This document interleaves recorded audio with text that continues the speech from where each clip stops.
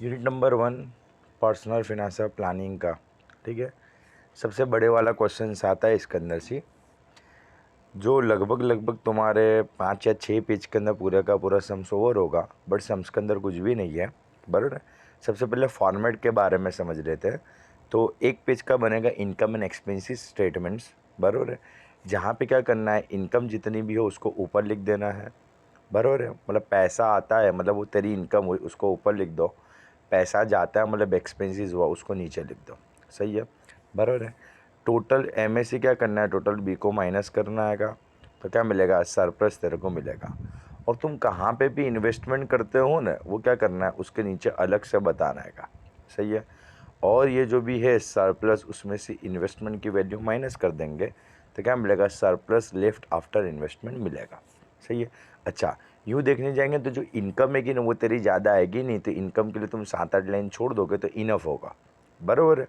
और एक्सपेंसेस हैगा वो 12 एक लाइन तो तेरे को चाहिएगी, 12 से 15 लाइन उसके लिए छोड़ देना। एक पेज का मतलब शॉर्ट के अंदर वो बनाना। ठीक है। थोड़ा सिस्टमेटिक बनाना, क्योंकि फिर ऐसा ना हो कि तुम आधे में इनकम कर दो आधे में एक्सपेंसेस कर दो, क्योंकि एक्सपेंसेस ज़्यादा आएगा। तो इनकम के अंदर 7 to 8 लाइन तुम लोग छोड़ोगे तो चलेगा। फॉर्मेट रेडी कर देना। सही है। मैं सम स्टार्ट करूँ उसके साथ साथ तुम क्या करना, फॉर्मेट रेडी वगैरह कर देना और मेरे साथ साथ एंट्री करते जाना, तो पूरे का पूरा सम्स पता चलता हो जाएगा। उसके साथ साथ हम लोग क्या करेंगे, कैश अकाउंट बनाएंगे। अब कैश अकाउंट जो भी है वो 12 से 15 लाइन का बनाएंगे तो चल जाएगा। बट सम टाइम कैसा होता है, एंट्रीज वगैरह ज़्यादा होती है तो प्रॉब्लम क्रिएट होता है। तो उसके लिए हम लोग करेंगे क्या, पूरे का पूरा एक पेज का क्या करने का, बैलेंस ऑफ कैश अकाउंट बना देने का। सही है। उसमें क्या करेंगे, ओपनिंग बैलेंस करेंगे, ऐड करके क्या करेंगे 5 to 7 लाइन छोड़ देंगे, फिर लेस करके 5 to 7 लाइन छोड़ देंगे, ने नीचे लिख देंगे बैलेंस एज ऑन, जो भी लास्ट वाली जो डेट होगा उसका यहाँ बाजू लिख देंगे। जैसे कि ये हमारा जो क्वेश्चन है वहाँ पे 2 डेट दी है कि 1/1/2020 है और 31/12/2020 है का। तो ओपनिंग के अंदर 1/1/2020 लिख दिया ना, क्लोजिंग के अंदर 31/12/2020 लिख दिया। जिस तरीके से कैश अकाउंट बना है, सेम एज उसी तरीके से हम क्या करेंगे, सेविंग अकाउंट या बैंक अकाउंट भी बनाएंगे। उसके अंदर भी सेम ही करना है, ओपनिंग बैलेंस लिख देना है, फिर ऐड करके क्या करना है 7-8 लाइन छोड़ देनी है, लेस करके 7-8 लाइन या 8 to 10 लाइन छोड़ देनी, क्योंकि हम लोग तो पूरे पेज का ही बना रहेंगे ना, तो हमारे को इश्यू है नहीं। सही है। फिर यहाँ क्या आएगा, बैलेंस आ जाएगा। उसके साथ साथ हम लोग एक नेक्स्ट पेज के ऊपर बनाएंगे बैलेंस शीट। जैसे कि एक पेज के ऊपर हमारा बना इनकम एक्सपेंसेस अकाउंट, एक पेज के ऊपर बैलेंस कैश अकाउंट बनाया, एक पेज के ऊपर सेविंग अकाउंट बनाया, एक पेज पे बनाएंगे बैलेंस शीट्स। अच्छा, अभी नॉर्मली जो हमारी बैलेंस शीट्स है वो हम लोग कैसी होती थी, तो हम लोग लायबिलिटी यहाँ पे लिखते थे और असेट यहाँ पे लिखते थे। बड़ी इसके अंदर याद रखना, असेट्स यहाँ पे आएगी, लायबिलिटी यहाँ पे आएगी। सही है। ये 4 तेरे क्या बनेंगे, अकाउंट्स बनेंगे। उसके बाद इसके ऊपर से क्या होगी, 4 फर्मा लगेगी। फर्मा के बारे में हम लोग लास्ट में बात करेंगे। सही है। अब जब क्वेश्चन जो है, ये क्वेश्चन तेरा ये किया, तो जो जो पर्सनल जो होता है हमारा, जो घर वगैरह होता है, उसका ये अकाउंट्स हमारे को मेंटेन करके देना है। सही है। ये पूरे का पूरा अकाउंट्स है कैसा, केस बेसिस के ऊपर है। बराबर। मतलब कितना पैसा आता है कितना पैसा जाता है उसकी हम लोग को बात करनी है, कुछ एक्स्ट्रा ऑर्डिनरी नहीं बात करनी है। ठीक है। देख, सीधा ने सिंपल से कुछ 4-5 रूल समझा दूंगा, उसको फॉलो करो, गारंटी के साथ 100% आंसर तुम्हारा राइट पड़ेगा। सही है। एक ही क्वेश्चन के अंदर जितने भी टॉपिक्स है वो कवर करवाने की कोशिश करूँगा। बराबर है। देख, सबसे पहले करना क्या, सीधा ने सिंपल। बराबर है। अकाउंट्स वगैरह बना लो, अकाउंट्स बन जाए उसके साथ मेरे साथ एंट्री तुम देना चालू कर देना। बराबर। अभी यहाँ पर जो वीडियो जो भी है तुम्हारी स्टॉप कर दो, पहले अकाउंट बना लो, जिस तरीके से अकाउंट तुम लोग को समझा ऐसा अकाउंट मेंटेन कर लो। सही है। अकाउंट रेडी हो गए। अब हम लोग क्या करेंगे, तो देख सबसे पहले क्या करना है कि ऊपर की जो इन्फॉर्मेशन है कि नहीं, जो टेबल जैसा सब दिया आएगा, बराबर, उसको हम लोग कॉपी पेस्ट करेंगे। तो उसको कैसे कॉपी पेस्ट करना है, तो देख, ये जो ओपनिंग डेट की इन्फॉर्मेशन है ना, उसमें से हम खाली 2 ही चीज़ों को लेंगे, कैश ऑन हैंड लेंगे ने बैलेंस इन सेविंग अकाउंट लेंगे। तो कैश ऑन हैंड कितना है, 1,20,000, ने बैलेंस इन सेविंग कितना आएगा, 1,00,000। बर, तो ये दोनों की एंट्री कहाँ पे कर देंगे, तो कैश की एंट्री यहाँ पे बैलेंस जो अपने लिखा था ना ओपनिंग, वहाँ पे कर देंगे 120। जो सेविंग है उसकी जो एंट्री सेविंग के अंदर 1,00,000 रुपये की कर देंगे। सही है। दोनों जगह एंट्री कर दी। ओपनिंग में से सिर्फ ये 2 ही चीज़ें मैं लूँगा, अब बाकी की जितनी भी चीज़ें हैं ना वो हम लोग कहाँ से लेंगे, क्लोजिंग से लेंगे, सही है। और ये बाकी की जितनी भी चीज़ें है इसकी क्लोजिंग की वैल्यू लूँगा और इसको पूरे के पूरे को कॉपी पेस्ट कहाँ पे मेरे को करना है, सिर्फ बैलेंस शीट में करना है, सही है। तो बैलेंस शीट्स को हम लोग दो पार्ट में डिवाइड करेंगे, एक है असेट्स, एक है लायबिलिटी। असेट को चार पार्ट में डिवाइड किया है। एक आता है लिक्विड एसेट। तो लिक्विड एसेट में कौन सी वैल्यू आएगी, तो ये हमारा कैश अकाउंट और हमारा बैंक अकाउंट का ये जो लास्ट का टोटल आएगा ना, बराबर, मतलब लास्ट का टोटल हम बना लेंगे तो उसकी वैल्यू यहाँ पे आएगी लिक्विड एसेट में। इन्वेस्टमेंट में जो जो हम लोग ने इन्वेस्टमेंट किया है वो आएगा। रियल प्रॉपर्टी मतलब कि इमूवेबल प्रॉपर्टी, सही है, जिसको अभी तक हम लोग प्रॉपर्टी बोलते थे, जैसे कि होम है, रेजिडेंट हाउस प्रॉपर्टी है, लैंड है, जिसको तुम एक जगह से दूसरी जगह नहीं लेके जा सकते हो। तो इमूवेबल प्रॉपर्टी सब तेरी जाएगी रियल प्रॉपर्टी में। और जितनी भी मूवेबल प्रॉपर्टी है वो सब तेरी क्या जाएगी, पर्सनल प्रॉपर्टी में जाएगी। मैंने तुम लोग को पहले बोला, हम ये जो अकाउंट मेंटेन करेंगे ये अकाउंट्स हमारा है किसका, हमारे घर का अकाउंट्स है, बराबर है। तो हमारे घर की जितनी भी चीज़ें है, टीवी है, फ्रिज है, एसी है, वॉशिंग मशीन है, टू व्हीलर है, फोर व्हीलर है, वो सब चीज़ अपनी क्या होगी, पर्सनल प्रॉपर्टी होगी, सही है, पता चल गया। अब आएगा शॉर्ट टर्म लायबिलिटी और लॉन्ग टर्म लायबिलिटी, सही है। शॉर्ट टर्म लायबिलिटी मतलब क्या, तो भाई ऐसे वाली लायबिलिटी जो कैसा है, 1-2 महीने, 4 महीने या 12 महीने से कम पीरियड में तुम्हारे को पे करना पड़ेगा, वो सब शॉर्ट टर्म में जाएगा। नहीं, लॉन्ग टर्म में क्या आएगा कि भाई जो तेरी लंबी लंबी लोन है कि 2 साल, 3 साल, 4 साल, 5 साल, जैसे घर की लोन ली, टू व्हीलर की लोन ली, कार की लोन ली, बराबर, तो वो सब जो लोन हैगी, वो सब एजुकेशन की लोन ली, वो सब लॉन्ग टर्म में जाएगा, सही है। अब तेरा करना है क्या, ये सब असेट का टोटल कर देना है, उसमें से ये सब लायबिलिटी को माइनस कर देने का, जो आएगा वो तेरे को नेटवर्थ मिलेगा, सही है, बराबर है। चलो स्टार्ट करते हैं भाई। क्या करेंगे भाई, क्वेश्चन को कॉपी पेस्ट करने के लिए सबसे पहले हम लोग केस और बैलेंस ऑफ सेविंग अकाउंट से उसको हम लोग क्या करेंगे, खाली ओपनिंग को कॉपी पेस्ट कर देंगे। अब बाकी सबके क्लोजिंग को कॉपी पेस्ट करेंगे, बट कहाँ पे करेंगे, बैलेंस शीट्स के अंदर करेंगे। देख बैलेंस शीट में क्या दिया, इन्वेस्टमेंट इन शेयर रहेगा, इन्वेस्टमेंट इन पेंशन फंड है, क्लोजिंग कितना 75 और 1,50,000 इन्वेस्टमेंट है। तो इन्वेस्टमेंट के अंदर देख लिख दिया शेयर ने पेंशन 75,000 और 1,50,000, सिर्फ क्लोजिंग की एंट्री देने की, बराबर। अभी ओपनिंग का अपना कुछ काम नहीं है। उसके बाद क्या दिया है, उसके बाद लैंड एंड विलेज है। अच्छा, ओपनिंग वैल्यू दी है बट क्लोजिंग नहीं दी, तो इसकी एंट्री नहीं करेंगे। होंडा सिटी कार है, ओपनिंग वैल्यू दी है, क्लोजिंग नहीं दी। अच्छा, बट ब्रैकेट में दिया है कि होंडा सिटी कार है, उसकी वैल्यू कितनी है, 3 लाख रुपए है। तो होंडा सिटी कार वो तो एक जगह से दूसरी जगह जाएगी ना, तो क्या जाएगी, पर्सनल प्रॉपर्टी में जाएगी। देख 3 लाख रुपए लिखा हुआ है, सही है। तुम लोग भी बेटा एंट्री करते जाओ साथों साथ। नेक्स्ट क्या दिया है, टू व्हीलर। तो टू व्हीलर ओपनिंग दिया है, क्लोजिंग नहीं दिया, बट ब्रैकेट में देख दिया है कि भाई उसकी क्लोजिंग कितनी है, 35,000 है, तो क्लोजिंग 35,000 है, तो 35,000 देख लिख दिया, सही है। टू व्हीलर करके मूवेबल हैगा ना, इसके लिए पर्सनल प्रॉपर्टी में जाओ। नेक्स्ट आता है, हाँ, प्राइमरी रेसिडेंट हाउस प्रॉपर्टी। कितना है, क्लोजिंग 12 लाख है। हाउस प्रॉपर्टी मतलब रियल प्रॉपर्टी। देख रियल प्रॉपर्टी के अंदर 12 लाख रुपए अपने लिखा हुआ, सही है। नेक्स्ट क्या दिया हुआ है तो नेक्स्ट आता है आउटस्टैंडिंग कार लोन है, एजुकेशन लोन है, outstanding primary resident home loan है, बराबर। तीनों तीन लोन हैगी, बराबर। 240, 150 और 9 लाख, ये तीनों तीन लोन तेरी कहाँ चली जाएगी, लॉन्ग टर्म लायबिलिटी के अंदर चली जाएगी। देख हो गया, सही है। आधा तो क्वेश्चन हम लोग ने सोल्व कर दिया, सही है ना। अब बचा क्या है, एडजस्टमेंट बचे ले गए। क्या करना है, रिपीट अगेन, कि हम लोग करेंगे क्या, केस और सेविंग की ओपनिंग वैल्यू ले लेंगे और उनके जो भी इंडिविजुअल अकाउंट्स है उसके अंदर बता देंगे।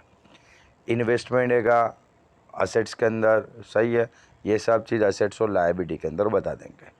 अब बात करेंगे एडजस्टमेंट के ऊपर। तो तेरे एडजस्टमेंट देखें ना, वो यहाँ पे तेरे एडजस्टमेंट 4 तरीके के हो गए, बराबर। सबसे पहले नंबर के अंदर हम लोग डिवाइड करेंगे कि अमुक एडजस्टमेंट की क्या करेंगे, वो लोग वैल्यू दे देंगे, पर जैसे कहते कि यूटिलिटी चार्जेस है, ग्रोसरीज हैगा, सही है। फिर आता है परचेज, देख सबकी अमाउंट दे दी है, बराबर। कुछ ट्रांजेक्शन ऐसे होंगे जिसकी अमाउंट दे देंगे और कुछ ट्रांजेक्शन ऐसे होंगे जिसकी अमाउंट नहीं देंगे। अब जिसकी अमाउंट दे दी तो फिर कोई इश्यूज नहीं है ना हमारा को, देख सही है। बट जैसे कि ये थर्ड नंबर का देखो, देख इसमें कुछ भी अमाउंट नहीं दी।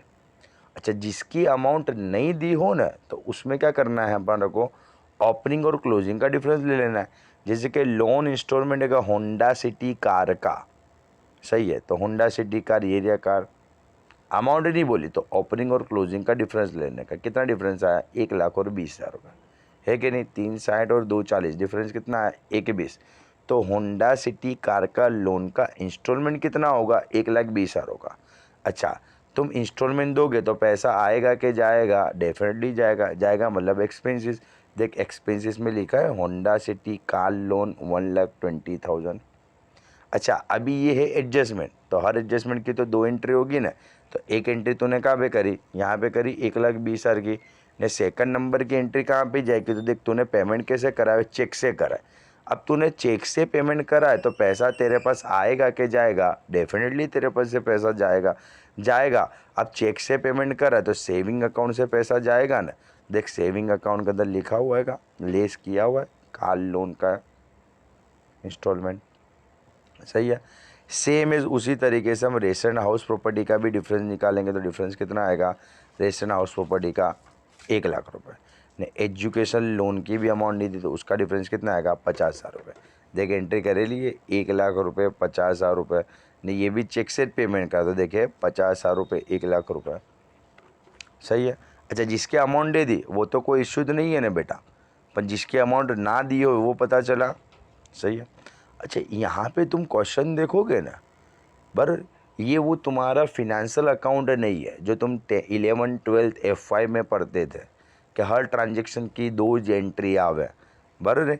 ये क्या है, पर्सनल फिनेंशियल अकाउंट है।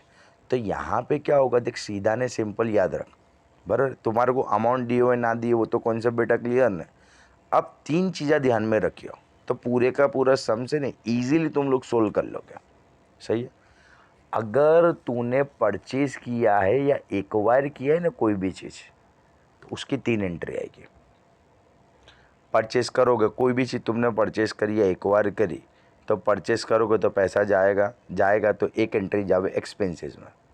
अगर तूने कैश में पेमेंट करा है तो कैश में से माइनस कर दे। अगर तूने बैंक से पेमेंट किया है तो बैंक में से माइनस कर दे, सही है। एक एंट्री एक्सपेंसेस में जाएगी, एक एंट्री का तो कैश में से माइनस होगी का तो बैंक में से माइनस होगी ने। थर्ड नंबर की एंट्री अगर तुम परचेस करते हो ना तो उसकी थर्ड नंबर की एंट्री जावे असेट्स पे, कहाँ जावे, असेट को ऊपर जावे। किसकी 3 एंट्री जाएगी, कोई भी चीज़ तुम परचेस करो, कोई भी चीज़ तुम एक्वायर करो। पर जैसे कि देख यहाँ पे हम लोग बात करेंगे, जैसे कि दिया purchase of fridge by cheque, 20,000 का खरीदा, सही है। इसके नीचे भी दिख दिया purchase of micro oven by cash. बस देख फ्रिज कैसा खरीदा, 20,000 का चेक से खरीदा तो परचेज किया तो पैसा तो जाएगा, पैसा जाएगा मतलब एक्सपेंसेस। देख फ्रिज का भी लिख दिया, एक्सपेंसेस में लिख दिया। उसके नीचे देख तूने माइक्रो ओवन भी परचेज किया है 10,000 का, तो माइक्रो ओवन भी क्या करा अपन ने यहाँ पे लिख दिया 10,000, सही, एक एंट्री करी। अच्छा, फ्रिज जो है वो तूने खरीदा कैसा है, चेक से, तो देख बैंक में से 20,000 रुपये माइनस करे, दूसरे नंबर की एंट्री, देख परचेज ऑफ फ्रिज, सही। उसी तरीके से माइक्रो ओवन तूने कैसा खरीदा है, तो भाई माइक्रो ओवन तूने कैश से खरीदा, तो कैश तेरे पास से जाएगा, तो देख कैश में से माइनस किया, सही है। 2 एंट्री करी दोनों ट्रांजेक्शन की। अब देख तीसरे नंबर की एंट्री कहाँ पे जाएगी, तो तीसरे नंबर की एंट्री जाएगी असेट्स पे। बराबर, देख फ्रिज खरीदा 20,000 का, माइक्रो ओवन खरीदा 10,000 का, सही है। मोरल ऑफ द स्टोरी क्या है, अभी तक हम लोग क्या सीखा, तो भाई अभी तक हम लोग सीखे कि ऊपर का टेबल कैसे कॉपी पेस्ट करना है। पर केस और सेविंग का ओपनिंगज लेना है, बाकी सबका क्लोजिंग लेना है, और बाकी सबका जो क्लोजिंग लेंगे वो बैलेंस शीट के अंदर लिखना है, सही है। एडजस्टमेंट के अंदर अभी तक हम 2 चीज़ें सीखे, जिसकी अमाउंट ना दी हुए उसकी कैसे एंट्री करनी है, पर अगर परचेज किया हुआ है तो 3 एंट्री करने की, एक्वायर किया हो तो भी 3 एंट्री करने की। देख ये इसी तरीके से क्लोथ के बारे में भी बोला है, क्लोथ क्या करा हुआ है, परचेज किया, 3 एंट्री क्या करूँगा, एक एक्सपेंसिस में बता दूंगा, क्लोथ देखे एक्सपेंसिस के अंदर, बराबर। सेकंड नंबर कैसे पेमेंट करा, एटीएम कार्ड से। तो एटीएम का कनेक्शन किससे होता है, बैंक से जो होता है ना बेटा, सही है। तो देख यहाँ क्लोज करके माइनस करा बैंक के अंदर से। ने तीसरे नंबर पे परचेज करा है तो असेट्स के अंदर जाएगा, देख क्लोज करके लिखा है 15,000 रुपये, पढ़ी बराबर है। तो एडजस्टमेंट में दो चीज़ें पढ़ी हम लोग ने, जिसकी अमाउंट ना दी हो वो, और जिसको तुमने परचेज किया हो वो, सही है। परचेज की 3 एंट्री आएगी। अब नेक्स्ट टॉपिक हम लोग सीख रहे हैं कि अगर सपोज समझ ले कोई चीज़ आउटस्टैंडिंग होवे तो उसकी एक ज एंट्री करनी है। क्या सीखे एडजस्टमेंट में, क्या सीखे अभी तक, तीसरे नंबर का टॉपिक सीख रहे हैं। पहले नंबर का टॉपिक क्या, अमाउंट ना दियो तो ओपनिंग क्लोजिंग का डिफरेंस। सेकंड नंबर का टॉपिक अगर परचेज दिया हो तो 3 एंट्री, एक एक्सपेंसिस, केस बोला केस में से माइनस, बैंक बोले बैंक में से माइनस। तीसरे नंबर की एंट्री जावे असेट में। अब नेक्स्ट थर्ड नंबर का टॉपिक पढ़ रहे, अगर कोई भी चीज़ आउटस्टैंडिंग है, कोई भी चीज़ बाकी है तो उसकी सिर्फ एक ज एंट्री आएगी। न वो एंट्री जाएगी का बजो, शॉर्ट टर्म लायबिलिटी में जाएगी। देख जैसे कि यहाँ दिया है इलेक्ट्रिसिटी बिल और टेलीफोन बिल, ये दोनों क्या आउटस्टैंडिंग है, सही है। यहाँ जो रेंट है वो भी क्या है आउटस्टैंडिंग है। कितना आया 1500, 500 ने 2000। अब ये जो चीज़ आउटस्टैंडिंग हैगी ना, बराबर 1500, 500 ने 2000, उसकी एक ज एंट्री आएगी ना, कहा जाएगी बैलेंस शीट में, लायबिलिटी में भी, वो भी शॉर्ट टर्म लायबिलिटी के अंदर, उसकी दूसरी कोई एंट्री नहीं आएगी, सही है। तो अभी तक क्या पढ़ा, तो भाई जो भी जिसकी अमाउंट ना देवे उसकी एंट्री सीखी, बराबर, ओपनिंग क्लोजिंग का डिफरेंस करके। फिर हम लोग ने क्या सीखा, परचेस करो तो 3 एंट्री देने की। फिर क्या सीखा, आउटस्टैंडिंग हो तो एक ज एंट्री देने की, सही है। अब उसको छोड़ के जितनी भी चीज़ें बची ने, ये 3 चीज़ों को छोड़ कर, कोई सी 3 चीज़ जिसके अमाउंट ना दी होगा, बराबर है, परचेज किया हुआ आउटस्टैंडिंग, इसको छोड़ के बाकी समय तो अमाउंट दे देंगे। तो अपने को खाली सीधा ने सिंपल सा सोच लेने का कि पैसा आता है कि जाता है। अगर पैसा आएगा तो इनकम में लिख, केस में आए केस में प्लस कर, बैंक में आओ बैंक में प्लस कर। अगर पैसा जा रहेगा तो एक्सपेंसिस है, बराबर, एक्सपेंसिस में लिख दे, केस से जाता है केस में से माइनस, बैंक से जाता है बैंक में से माइनस, ख़त्म, फिनिश, दूसरा कुछ बचेगा नहीं, सही है। देख यूटिलिटी चार्जेस पेड करा मतलब खर्चा है, केस से पे करा, एक्सपेंसिस के अंदर देख 10,000 यूटिलिटी चार्जेस है, सही है। ने केस से पे करा तो केस में से माइनस कर दे 10,000 रुपीज़, सही है। उसके बाद आएगा ग्रोसरी डाइनिंग आउट है, वो भी केस में पे करा 27,000, तो देख ग्रोसरी डाइनिंग आउट है 27,000। अपने सीक्वेंस में बेटा एंट्री करने की, बराबर, अपने कैसे एंट्री करते जाने का, या ऊपर का पहले पता डालने का, फिर एक एक एडजस्टमेंट पढ़ के एंट्री करते जाने का, सही है। 27,000 कैसा पे करा हुआ है केस से, देख दूसरी एंट्री केस में 27,000 माइनस की हुई है। अब क्या आता है, तो भाई अब आता है loan instalment Honda City car, amount नहीं दी, ओपनिंग क्लोजिंग का डिफरेंस ले लेंगे, बराबर है। अब अपने नक्की करेंगे कि एक एंट्री आवे, 2 एंट्री आवे कि 3 एंट्री आवे, सही है। अगर परचेज बोले 3 एंट्री, आउटस्टैंडिंग बोले 1 एंट्री, बाकी सबकी 2 एंट्री। तो लोन इंस्टॉलमेंट में का कुछ परचेज मर्चेज तो बोला नहीं है, तो ओपनिंग क्लोजिंग का डिफरेंस लेके 2 एंट्री कर देने की।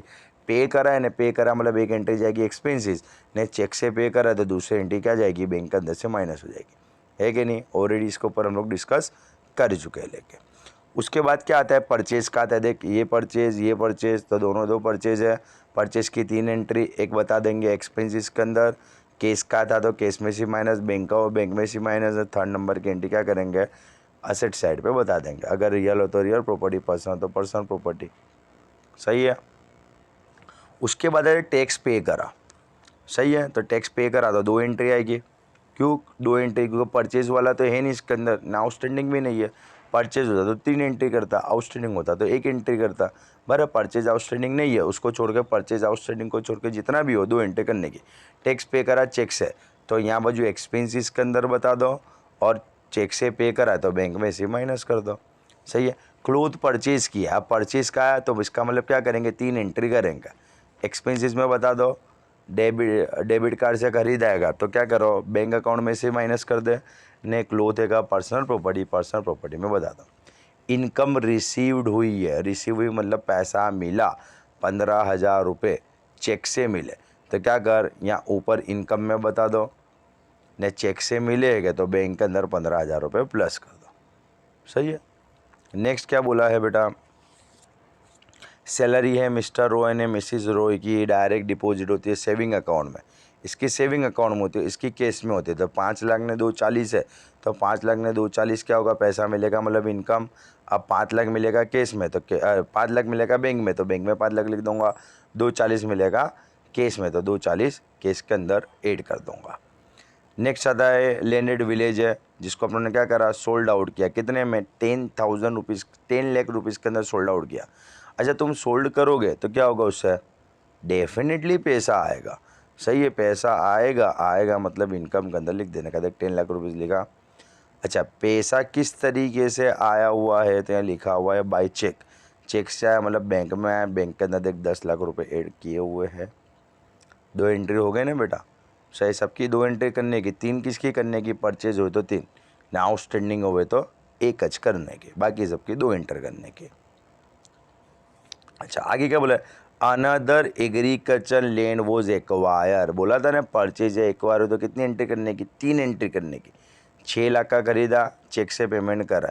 6 लाख का खरीदा मतलब तेरे लिए पैसा जाएगा, जाएगा मतलब एक्सपेंसेस। देखे एक्सपेंसेस में चेक से करा है तो बैंक से तेरा पैसा जाएगा, बैंक के अंदर से 6 लाख माइनस कर दो। देख किया हुआ है। बरे परचेज है एक्वायर हो तो कितनी एंट्री, 3 एंट्री। 2 एंट्री तो कर दें, तीसरे नंबर की एंट्री जाएगी असेट्स में। अब तूने खरीदा क्या, लैंड खरीदी, तो लैंड मतलब क्या, इमूवेबल प्रॉपर्टी। तो इमूवेबल प्रॉपर्टी जावे का जो रियल प्रॉपर्टी में। देख लैंड करके 6 लाख लिखा। सही है ना, परचेज ने एक्वायर था तो 3 एंट्री तो आवे ना बेटा।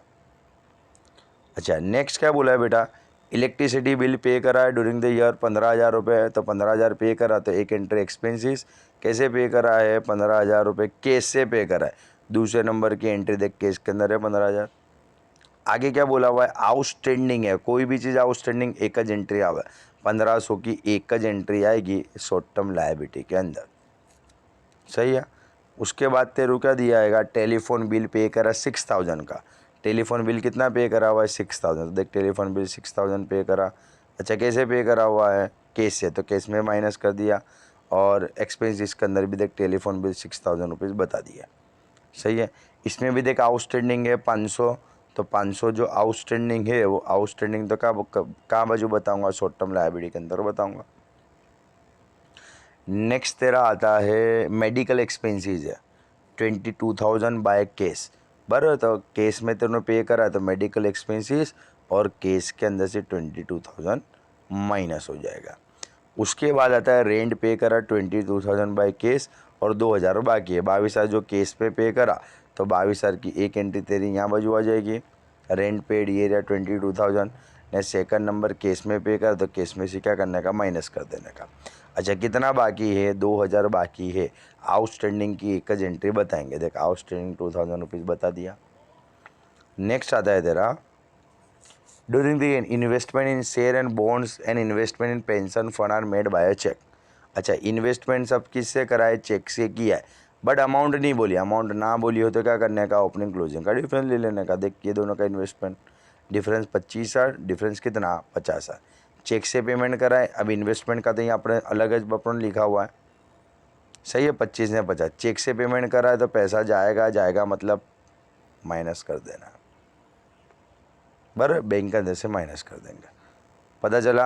अच्छा देख, अब इसको छोड़ के क्या ना, ज़्यादा से ज़्यादा तेरा एडजस्टमेंट क्या बन सकता है का, ये जो होंडा सिटी कार ने ये है का ना। सही है। अब इसमें अपन को अमाउंट नहीं बोली थी, तो अपने क्या करा, ओपनिंग क्लोजिंग का डिफरेंस ले लिया। सही है। जैसे कि इसका कार लोन का डिफरेंस कितना आया, 1,20,000। सही। अगर मेरे को ये लोग ऐसा बोलते, ये इसके साथ अगर मेरे को एडजस्टमेंट लोग ऐड करके ऐसा बोल देते कि भाई होंडा सिटी कार के ऊपर क्या करना है, 50,000 रुपये इंटरेस्ट भी देना है, तो देख सीधा सिंपल सी बात है, मेरी 3,60,000 रुपये की मेरी लोन थी पहले। अभी मेरी लोन कितने की बची है, 240 की। मतलब ये वाले साल मैंने प्रिंसिपल अमाउंट 1,20,000 रुपये दे दिया। प्रिंसिपल अमाउंट मतलब क्या, लोन मैंने जितने की ले ली ना, उतने में से मैंने 1,20,000 रुपये लोन के पैसे के दे दिए। अच्छा, उसके साथ साथ इन्होंने क्या बोला कि होंडा सिटी कार के ऊपर 50,000 रुपये क्या करने का है, इंटरेस्ट भी देने का है। तो सीधा सिंपल सा लॉजिक है बेटा, अपने पैसे गए कितने, तो देख प्रिंसिपल अमाउंट के गए 1,20,000 ने। होंडा सिटी कार के लोन के ऊपर 50,000 रुपये अपन ने ब्याज भी तो दिया ना, इंटरेस्ट भी तो दिया ना। तो कितने गए अपने, 1,20 प्रिंसिपल अमाउंट के और 50,000 रुपये ब्याज के, तो टोटल गए कितने? तो टोटल तो अपने 170 गए ना। तो फिर हम लोग यहाँ एंट्री कितना करते हैं, इंस्टॉलमेंट ऑफ होम लोन 170। अभी चेक से दिया होता तो बैंक में से माइनस करता, ने कैश से दिया तो कैश से माइनस करने का। सही। अच्छा, यहाँ इंटरेस्ट का कुछ बोला नहीं था, तो इसके लिए हम लोगों ने क्या करा, खाली डिफरेंस ले लिया, इंटरेस्ट को ऐड नहीं करा। सही है। सेम टू सेम सपोज समझ ले, अगर तुम्हारे को ये क्लोजिंग नहीं दी, ने तेरे को अगर क्वेश्चन के अंदर ऐसा बोला कि भाई ये सर हमने होंडा सिटी कार के लोन के 2 लाख रुपए पे करा, कितने रुपए पे करे? 2 लाख। तो ये 2 लाख की तो हम लोग क्या करेंगे, दो जगह एंट्री कर देंगे, एक एक्सपेंसेस में, मैंने कैश से दिया तो कैश, मैंने बैंक में दिया तो बैंक में। और उसके साथ साथ तेरे को ऐसा बोले कि होंडा सिटी कार के इंस्टॉलमेंट के 2 लाख रुपए दिए और 40,000 रुपये एग्जाम्पल के तौर पे 40,000 रुपये उसके अंदर इंटरेस्ट था। तो देख, 2 लाख का तूने पेमेंट करा, उसमें 40,000 रुपये तेरा इंटरेस्ट था।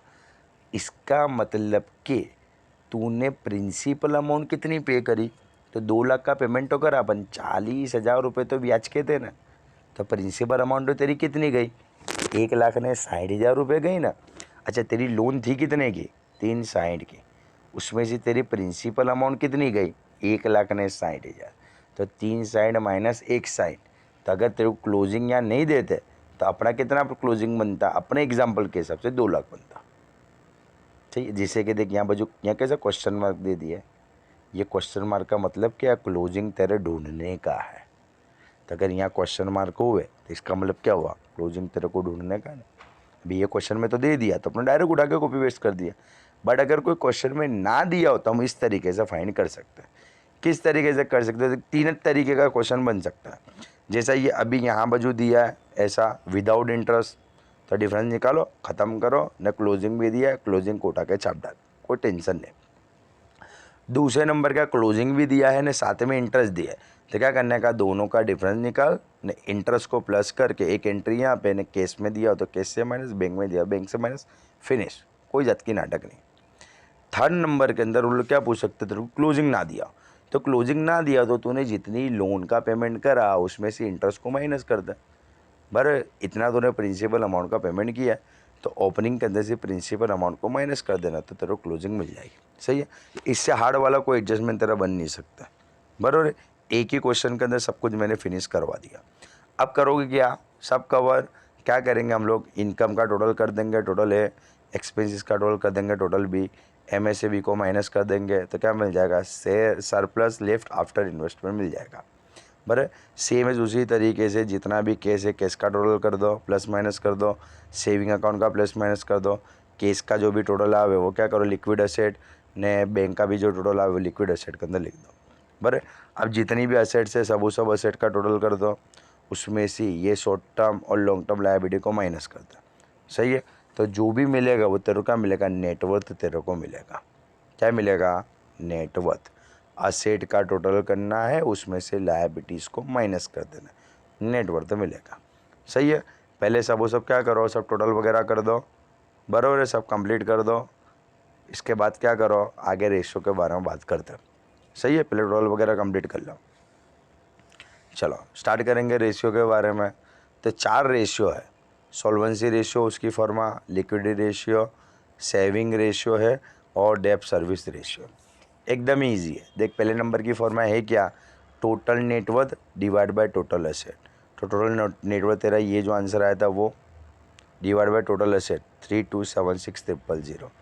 देख कर दिया डिवाइड, मिल गया आंसर।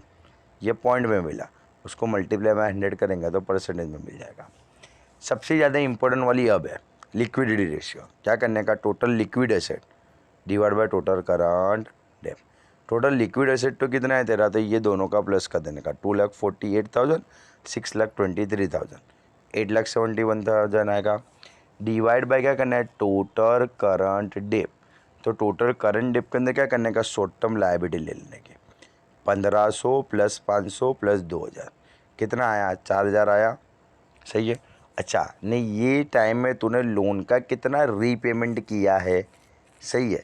तो जितना भी तूने लोन का रीपेमेंट किया आएगा वो सब लिख देने का। जैसे यहाँ पर ऊपर देखा था, देख क्या क्या रीपेमेंट कराए थे, इंस्टॉलमेंट 1, 2 ने 3, कितना कितना, लाख रुपए, 1, 20 और 50,000। या तो क्या करो, ओपनिंग क्लोजिंग का डिफरेंस, सही है। ये 1,20 ये 50,000 नहीं ये लाख रुपए। देख 1,20 50,000, 1,20 50,000 ने लाख रुपए। ये लोन का जो रीपेमेंट करा वो प्लस शॉर्ट टर्म लायबिलिटी, सबका प्लस का 2,74,000 आएगा। दोनों का डिवाइड कर दो, मल्टीप्लाई बाय 100 कर दो, सही है। सेविंग रेशियो में क्या करने का, case surplus divide by income after tax. तो केस सरप्लस अपना कितना था, तो ये रहा देख 6,51,000, सही है। इनकम आफ्टर टैक्स, तो देख अपनी इनकम कितनी थी, इनकम थी 17,55,000, नेट टैक्स एरिया 12,000 रुपये, सही है। 17,55,000 माइनस 12,000 प्लस माइनस डिवाइड वगैरह करो, जो आंसर है उसको मल्टीप्लाई बाय 100 कर दे। उसके बाद आएगा डेट सर्विस कवरेज रेशियो। उसमें करने का क्या आएगा, total monthly loan payment, loan का कितना पेमेंट मंथली करा, तो देख लोन का पेमेंट अपने यहाँ पे 3 करा था, इसका आएगा 1,20 डिफरेंस, इसका आएगा 50, इसका आएगा 1,00,000। 1,00,000 1,20 और 50 तीनों दिन का टोटल करेंगे तो 2,70,000 आएगा। डिवाइड बाय 12 कर दो तो कितना आएगा, आंसर आएगा तेरा 22500।